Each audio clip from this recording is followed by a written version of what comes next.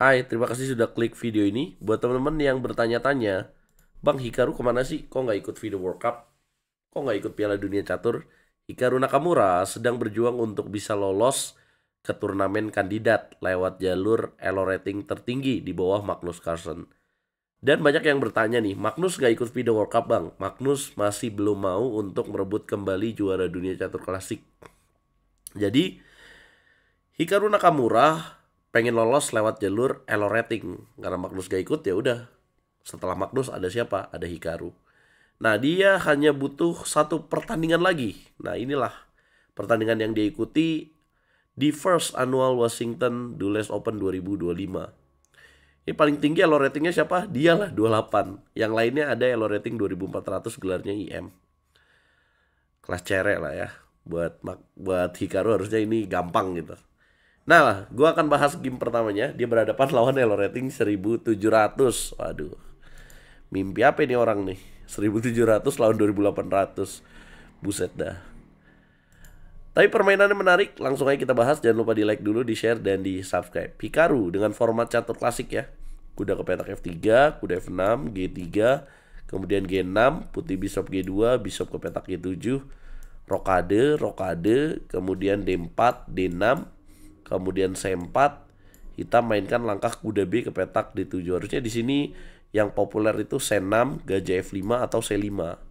Kuda B7, kuda B ke petak D7 nih menarik ya untuk dimainkan karena tujuannya untuk E5 juga sih. Kemudian putih kuda ke petak C3, hitam E5. Kemudian putih M4, hitam A5. Nah, jadi biar kudanya nangkring di sini nih tujuannya. H3 makan pion D4. Kemudian putih makan, hitam benteng ke petak E8. Kemudian putih bishop E3, hitam kuda C5, ancam pion. Putih queen C2, hitam bishop D7. Udah masuk 12 langkah. Siapa yang lebih unggul?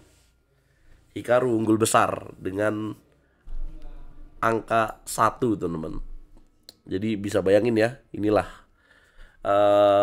perbedaan elo rating 1700 dan 2800. Tapi kalau secara permainan middle game-nya masih susah nih. Gimana cara Hikaru melanjutkan ini? Dia akan manfaatkan pion kuat di petak center ini teman-teman. Benteng F ke petak E1, hitam C6, which is ini ngelemahin pion D6 harusnya, walaupun tujuannya jaga petak D5 ya. Kemudian putih benteng A ke petak D1, hitam queen C7, kemudian putih F4.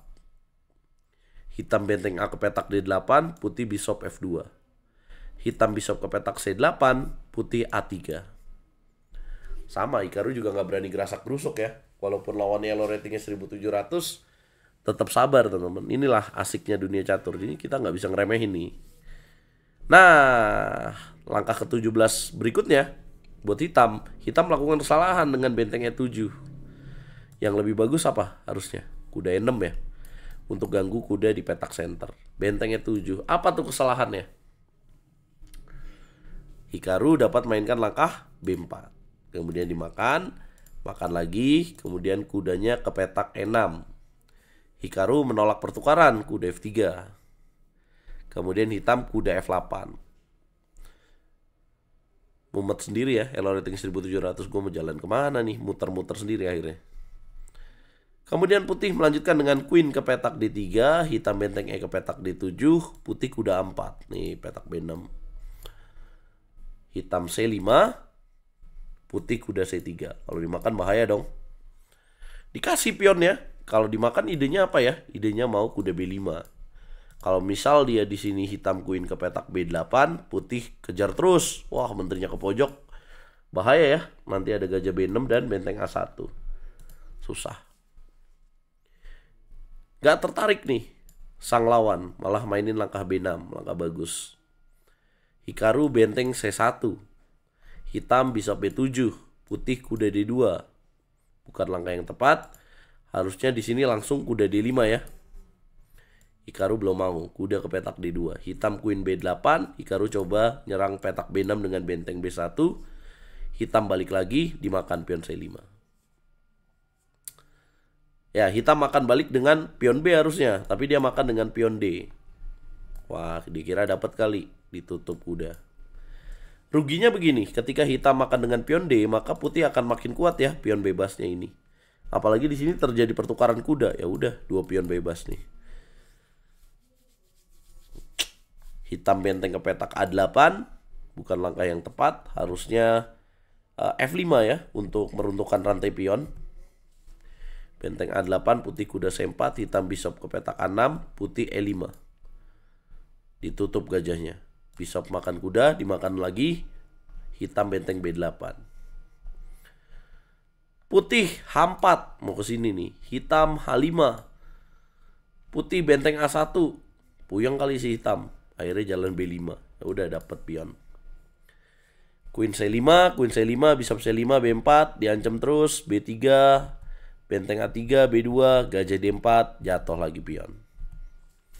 2 pion, udah posisi begini, udah telak ya keunggulannya, besar sekali.